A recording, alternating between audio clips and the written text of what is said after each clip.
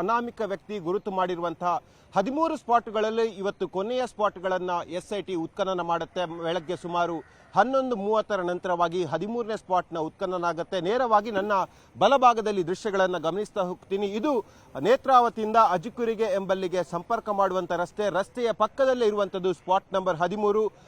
ಈ 13ನೇ ಸ್ಪಾಟಲ್ಲಿ ಕಳೆಬರ ಸಿಗುತ್ತಾ ಇಲ್ವಾ ಬಹಳಷ್ಟು ಡೌಟ್ಫುಲ್ ಆದ ಪ್ರಶ್ನೆ. ಯಾಕೆಂದರೆ ಸ್ಥಳೀಯರು ಹೇಳೋ ಪ್ರಕಾರವಾಗಿ ಇದು 13ನೇ ಸ್ಪಾಟ್ ನೇತ್ರಾವತಿಯ ಅಣೆಕಟ್ಟಿನ ಪಕ್ಕದಲ್ಲೇ ಬರುವಂಥದ್ದು. 2019ರಲ್ಲಿ ಇದೇ ನೇತ್ರಾವತಿ ನದಿಯಲ್ಲಿ ಬಹಳಷ್ಟು ದೊಡ್ಡ ಪ್ರಮಾಣದ ನೀರಿನ ಹರಿವು ಕಂಡು ಬಂದಿತ್ತು. ಬೆಳ್ತಂಗಡಿ ತಾಲೂಕು ಕಂಡು ಕೇಳರಿಯದ ಪ್ರವಾಹ ಕೂಡ ನಿರ್ಮಾಣ ಆಗಿತ್ತು.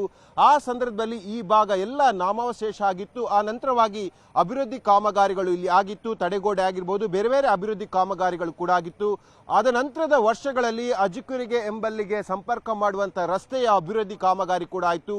ಈ ಭಾಗ ಬಹಳಷ್ಟು ತಗ್ಗಿನ ಭಾಗದಲ್ಲಿತ್ತು ಮತ್ತು ನೇತ್ರಾವತಿಯ ನದಿ ನೀರು ಇಲ್ಲಿ ತನಕ ಕೂಡ ಬರ್ತಾ ಇತ್ತು.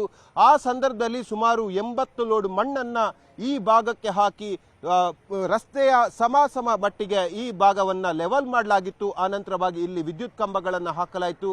ವಿದ್ಯುತ್ ಕಂಬಗಳನ್ನು ಹಾಕುವಾಗಲೂ ಕೂಡ ಸುಮಾರು 10 ಫೀಟ್ನವರೆಗೆ ಡಿಗ್ ಮಾಡಲಾಯಿತು ಅನ್ನೋದು ಸದ್ಯಕ್ಕೆ ಸ್ಥಳೀಯರು ಕೊಡ್ತಾ ಇರುವಂತಹ ಮಾಹಿತಿ. ಆದರೆ ಕಳೆದ ಸೋಮವಾರ ಅನಾಮಿಕ ವ್ಯಕ್ತಿ ಬಂದು ತನ್ನ ಕೊನೆಯ ಸ್ಪಾಟ್ ಅನ್ನ ಇದೇ ಜಾಗ ಅಂತ ಗುರುತು ಮಾಡಿರುವಂಥದ್ದು. ಹಾಗಾಗಿ 13ನೇ ಸ್ಪಾಟ್ ಅಲ್ಲಿ ಕಳೆಬರ ಸಿಗುತ್ತಾ ಇಲ್ವಾ ಎಂದು ಬಹಳಷ್ಟು ಕುತೂಹಲಕಾರಿ ಸಂಗತಿ. ಯಾಕೆಂದ್ರೆ ಆತ ಹೇಳಿರುವಂಥದ್ದು ತನ್ನ ಲಾಯರ್ಗಳ ಬಳಿ 13ನೇ ಸ್ಪಾಟ್ ಅಲ್ಲಿ ಸುಮಾರು 7ರಿಂದ 8 ಶವಗಳು ಸಿಗುತ್ತೆ, ಇಲ್ಲಿ ಸಾಮೂಹಿಕವಾಗಿ ಹೆಣವನ್ನ ಹೂಳಲಾಗಿದೆ ಎಂಬುದರ ಬಗ್ಗೆ ಅಲ್ಲಿ ಲಾಯರ್ಗಳ ಮುಂದೆ ಹೇಳಿಕೊಂಡಿದ್ದ. ಈ ನಿಟ್ಟಿನಲ್ಲಿ 13ನೇ ಸ್ಪಾಟ್ ಅಲ್ಲಿ ಏನಾದರೂ ಸಿಗುತ್ತಾ ಇಲ್ವಾ ಅನ್ನೋದು ಬಹಳಷ್ಟು ಕುತೂಹಲವನ್ನ ಈ ಕ್ಷಣಕ್ಕೆ ಮೂಡಿಸ್ತಾ ಇದೆ. ಕಳೆದ ಇಷ್ಟು ದಿನಗಳಿಂದ ಅಂದ್ರೆ ಸುಮಾರು 8 ದಿನಗಳಿಂದ ಇಲ್ಲಿ ಭದ್ರತೆಗಾಗಿ ಪೊಲೀಸರು ಕೂಡ ಪಹರೆಯನ್ನ ಕಾಯ್ತಾ ಇದ್ದಾರೆ. ರಾತ್ರಿ ವೇಳೆ ಎನ್ಎಫ್ ಅವರು ಪಹರೆ ಕಾಯ್ದ್ರೆ ಬೆಳಗ್ಗಿನ ವೇಳೆ ಪೊಲೀಸರು ಕೂಡ ಇಲ್ಲಿ ಪಹರೆಯನ್ನ ಕಾಯ್ತಾ ಇದ್ದಾರೆ. ಯಾಕಂದ್ರೆ ಇದು ಪ್ರಮುಖವಾಗಿ ಜನ ಓಡಾಡುವಂತಹ ರಸ್ತೆಯ ಪಕ್ಕದಲ್ಲೇ ಸ್ಪಾಟ್ ಇರೋ ಕಾರಣಕ್ಕಾಗಿ ಮತ್ತೆ ಸಾಕ್ಷ್ಯನಾಶದ ಆರೋಪಗಳು ಬರಬಾರ್ದು ಅನ್ನೋ ನಿಟ್ಟಿನಲ್ಲಿ ಪೊಲೀಸರು ಸಾಕಷ್ಟು ಮುಂಜಾಗ್ರತಾ ಕ್ರಮವನ್ನು ಕೂಡ ವಹಿಸಿಕೊಂಡಿದ್ದಾರೆ. ದಿನದ 24 ಗಂಟೆಯೂ ಕೂಡ ಈ ಭಾಗಗಳಿಗೆ ಪಹರೆಯನ್ನ ಕಾಯ್ತಾ ಭದ್ರತೆಯನ್ನು ಕೂಡ ಕೊಡ್ತಾ ಇದ್ದಾರೆ. ಇವತ್ತು ಈ ಅನಾಮಿಕ ವ್ಯಕ್ತಿ ತಾನು ಧರ್ಮಸ್ಥಳದಲ್ಲಿ 100 ಶವಗಳನ್ನು ಹೂತಿಟ್ಟಿದ್ದೇನೆ ಎಂಬ ಪ್ರಕರಣಕ್ಕೆ ಒಂದು ರೀತಿಯ ಕ್ಲೈಮ್ಯಾಕ್ಸ್ ಸಿಗುವಂತಹ ಸಾಧ್ಯತೆಗಳು ಕೂಡ ಇದೆ. ಕಳೆದ ಇಷ್ಟು ದಿನಗಳಲ್ಲಿ ಅನಾಮಿಕನ ಎಲ್ಲ ನಿರೀಕ್ಷೆಗಳು ಕೂಡ ಹುಸಿಯಾಗಿದೆ. ಯಾಕೆಂದ್ರೆ ಆತ ಒಂದು ಮಾತನ್ನು ಹೇಳಿದ, 1ನೇ ಸ್ಪಾಟ್ ಇಂದ 8ನೇ ಸ್ಪಾಟ್ ವರೆಗೆ ಎಲ್ಲ ಸ್ಪಾಟ್ಗಳು ನೇತ್ರಾವತಿಯ ನದಿಯ ಪಕ್ಕದಲ್ಲಿರೋ ಕಾರಣಕ್ಕಾಗಿ ವಿವಿಧ ಕಾರಣಗಳಿಗಾಗಿ ಆ ಸ್ಪಾಟ್ಗಳಿಗೆ ಹಾನಿಯಾಗಿರುವಂತಹ ಸಾಧ್ಯತೆಗಳು ಕೂಡ ಇದೆ. ಮಣ್ಣಿನ ಸವಕಳಿಯೊಂದಿಗೆ ಆ ಸ್ಪಾಟ್ಗಳು ಕೊಚ್ಚಿ ಹೋಗಿರಬಹುದು, ಅಲ್ಲವಾ ಮಣ್ಣು ಶೇಖರಣೆಯಾಗಿ ಸ್ಪಾಟ್ಗಳ ಅಂದಾಜು ತಪ್ಪಿರಬಹುದು. ಆದರೆ 9ರಿಂದ 12 ಈ ಸ್ಪಾಟ್ಗಳು ಮಿಸ್ ಆಗೋಕೆ ಚಾನ್ಸೇ ಇಲ್ಲ ಎಂಬುದಾಗಿ ಅನಾಮಿಕ ವ್ಯಕ್ತಿ ಹೇಳಿದ್ದ. ಆದರೆ ಆತನ ನಿರೀಕ್ಷೆ ಎಲ್ಲವೂ ಕೂಡ ಹುಸಿಯಾಗಿದೆ.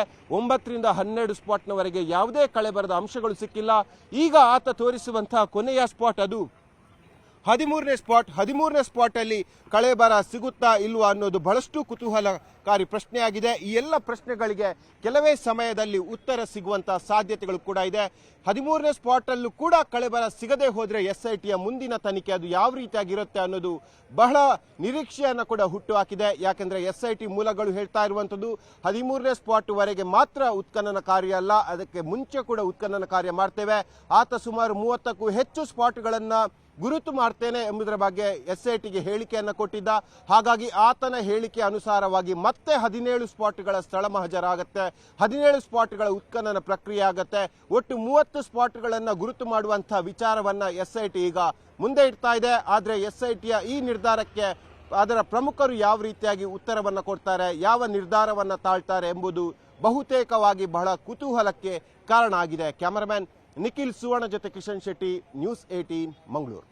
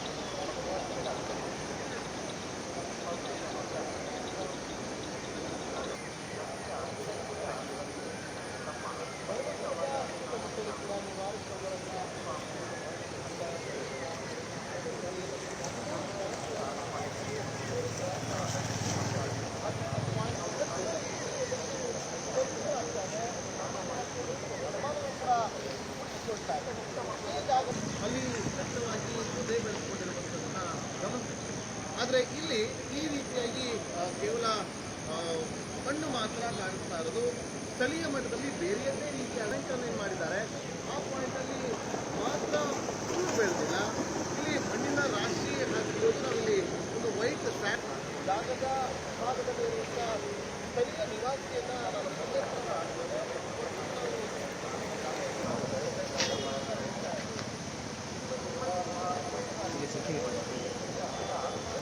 ಇದು 35 ಮಾತ್ರ